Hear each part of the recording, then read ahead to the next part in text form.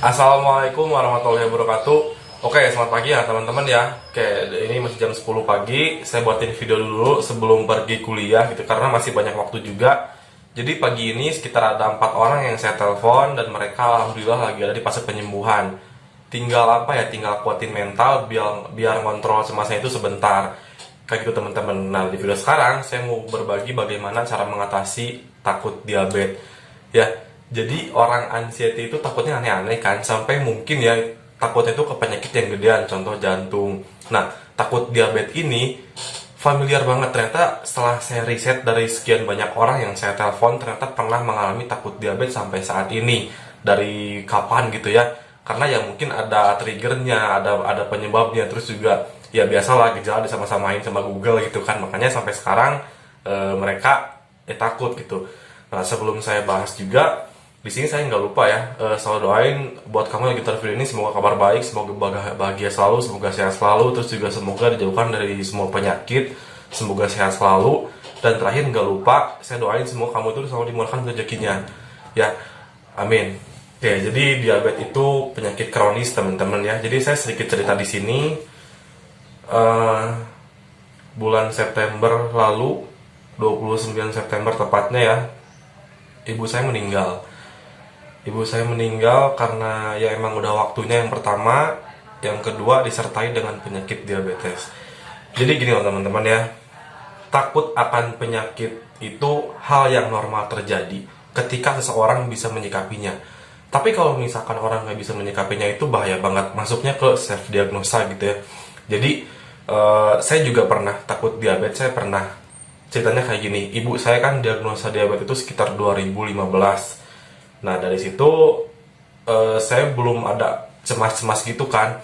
Nah setelah saya searching terus gak tahu gimana, pokoknya udah lama banget, terus saya cari tahu gimana penyakit diabetes itu, ternyata ada faktor keturunan.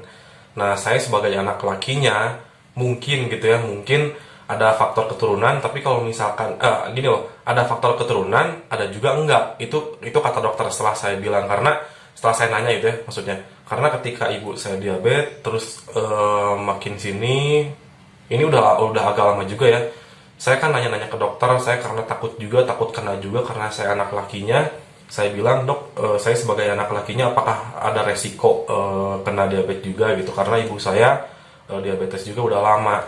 Nah terus saya nanyakan kayak gitu. Nah kata dokternya itu ada kemungkinan iya, ada kemungkinan enggak. Jadi kayak orang normal aja gitu, gimana pola hidup kita gitu. Kalau misalkan kita bisa mengontrol makanan, terus apa ya, pola hidup sehat, itu jadi jauh gitu. Soalnya banyak juga orang tua, ibu ayah yang diabetes tapi anaknya nggak kena. Tapi kalau misalkan ada nenek yang kena diabetes tapi anaknya kena, itu ada juga yang kayak gitu. Jadi itu keturunan teman-teman ya. Nah jadi di sini saya juga pernah ngalamin takut diabetes. Jadi ceritanya itu setiap minggu, seminggu sekali itu mama suka, almarhum mama ya teman-teman ya. Oh ya, sebelumnya saya minta doanya biar mama itu dihapus dosa-dosanya, terus juga semoga diterangkan dalam kuburnya gitu ya. Karena baru kemarin sih, nggak nyangka banget, saya baru bilang sekarang karena ya gitulah, karena ya saya berdoa yang terbaik aja teman-teman ya. Oke, jadi balik lagi ke pembahasan. Yang pertama, saya takut diabetes itu waktu mama sering cek ke apotek. Itu kan bareng sama saya ya, soalnya mama itu paling dekat sama saya. Jadi kita tuh 3 bersaudara, saya yang kedua. Nah jadi mama itu dekat banget sama saya, jadi apa-apa tuh sama saya. Nah saya anterin kan ke apotek. Itu ketika gula darahnya itu, kan gula darah itu diceknya itu harusnya itu puasa, gula darah 2 jam setelah makan, terus juga sewaktu. Kalau misalkan gula darah puasa itu di bawah 110, itu normal. Kalau misalkan gula darah udah makan 2 jam setelah makan itu di bawah 140 kalau nggak salah ya, soalnya di beda-beda.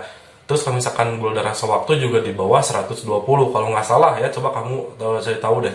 Nah ketika itu waktu cek, mama itu selalu di angka di atas 200 teman-teman ya. Jadi tinggi, apa ya, selalu tinggi lah. Puasa tinggi, terus juga udah makan juga tinggi gitu loh teman-teman ya. Jadi itu tuh penyebabnya ya, saya kasih tahu penyebabnya mama itu diabetes gara-gara apa. Jadi dulunya itu mama sekolah olahraga badminton ya kalau nggak salah. Nah setelah olahraga itu kan haus gitu. Jadi ya pokoknya butuh minuman lah. Nah, jadi mama itu nggak suka minum air putih gitu, nggak suka minum air bening gitu ya. Sukanya itu langsung minum minuman kemasan, yang botolan, yang kalengan gitu ya. Nah, sering banget mama tuh sering kayak gitu. Nah, kemudian hari waktu olahraga mau minum kayak gitu udah kerasa gimana gitu. Terus kemudian hari juga mama ngerasain badan gak enak banget, akhirnya diagnosa diabetes. Nah, itu penyebabnya gara-gara pola hidup yang kurang sehat. Walaupun kita olahraga sering terus juga rutin, tapi kalau misalkan pola makan kita buruk ya, itu nggak menutup kemungkinan gitu teman-teman. Jadi kita harus seimbang antara pola hidup, pola makan, pola pikir itu harus seimbang teman-teman ya. Nah, jadi ceritanya waktu itu mama sering di angkanya itu di atas 200, 300. Lama kelamaan nggak tahu kenapa, karena saya selalu mendampingi mama, selalu saya lihat angka diabetes mama segitu, akhirnya saya ke-trigger teman-teman ya, trigger takut diabetes juga.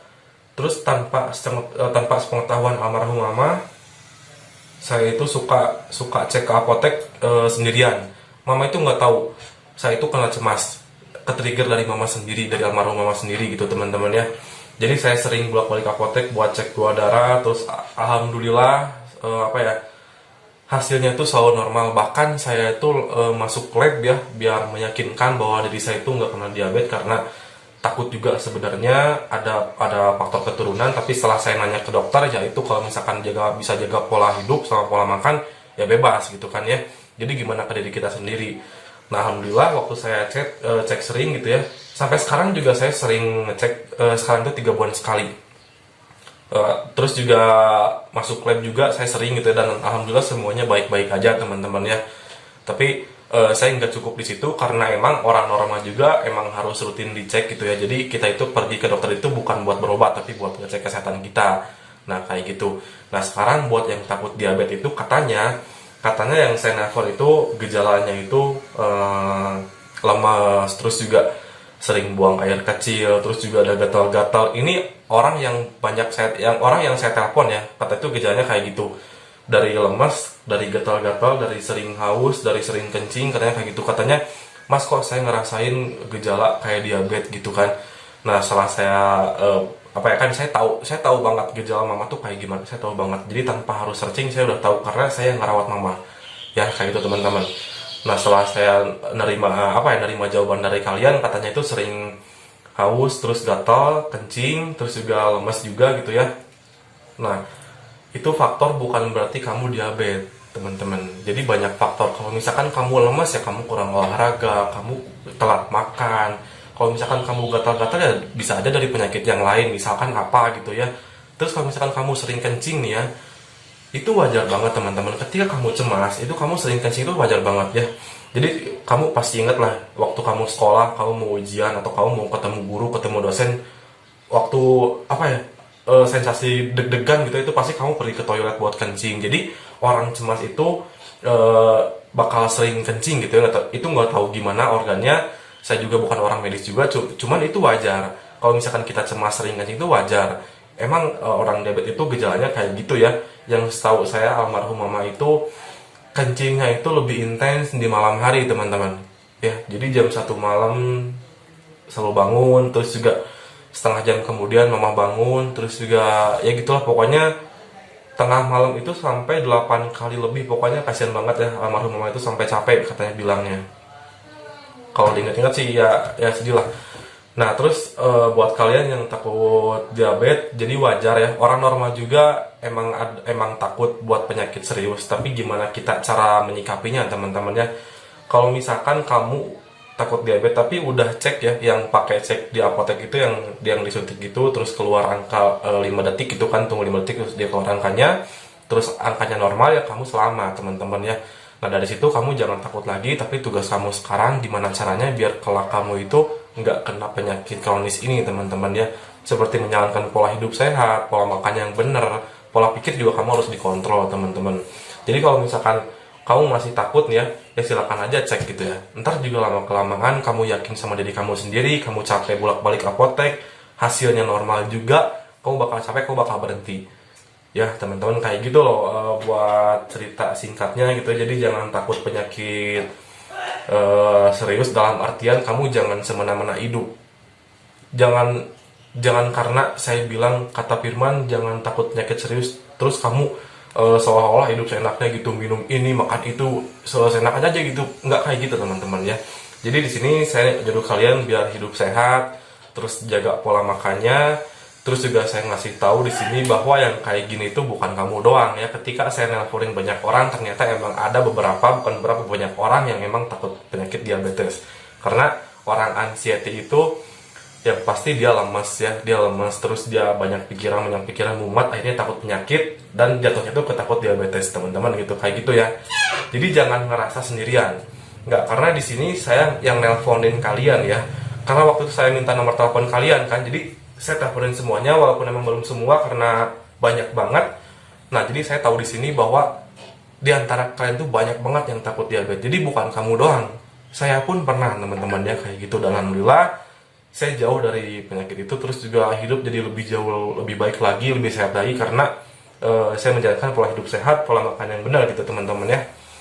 Nah kayak gitu teman-teman paling videonya gitu ya. Jadi jangan takut dalam artian ketika kamu menjalankan pola hidup sehat, pola makan yang benar, kamu jangan takut jangan takut penyakit yang serius gitu, karena pola makan kamu udah benar, pola hidup kamu udah benar. Jadi feedbacknya itu ke diri kamu sendiri, kamu bakal sehat kayak gitu teman-teman.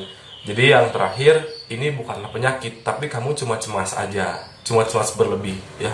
Kecemasan itu bukan penyakit, melainkan kamu punya perasaan yang beda dari yang lain aja gitu, seolah-olah kamu itu emang udah menderita padahal udah dicek baik-baik aja, tapi kamu masih ngerasa kayak gitu. Itu namanya kecemasan, bukan penyakit teman-teman ya, kayak gitu loh.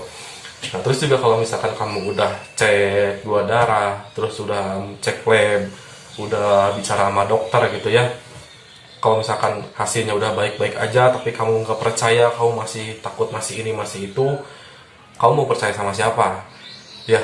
Jadi gini teman-teman ya, Tuhan itu udah ngasih kita kesehatan, udah ngasih kita tubuh yang enak banget, yang bisa dinikmati, yang bisa disyukuri.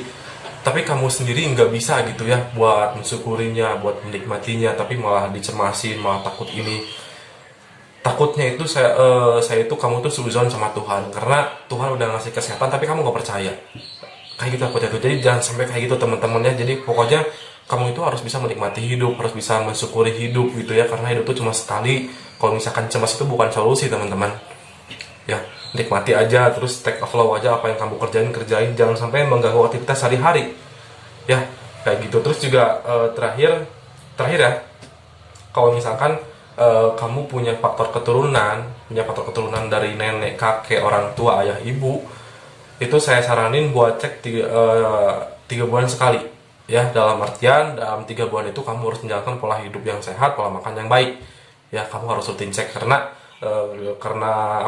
punya faktor keturunan ya, kayak gitu. Walaupun emang kata dokter bilang itu ada kemungkinan iya, ada kemungkinan enggak, tergantung diri kita sendiri. Tapi apa salahnya sih kalau kita mencegah kayak gitu? Jadi lebih baik mencegah daripada mengobati teman-teman. Nah kayak gitu mungkin ya videonya, kurang lebihnya saya mohon maaf kalau misalkan ada salah-salah kata atau saran yang kurang, karena saya juga bukan orang medis ya, jadi saya nggak tahu paham tentang masalah kesehatan. Cuman saya ngalamin ngerawat mama dari awal 2015 terkena diabetes sampai bulan kemarin meninggal. Saya tahu banget kondisi mama kayak gimana gitu ya. Oke, jadi kayak gitu teman-teman buat videonya. Kurang lebihnya saya mohon maaf. Semoga kamu sehat-sehat ya teman-teman. Jadi jangan takut lagi, karena saya yakin kamu sehat tapi pikiran kamu yang salah ya, dan ini bisa disembuhkan. Oke, assalamualaikum warahmatullahi wabarakatuh.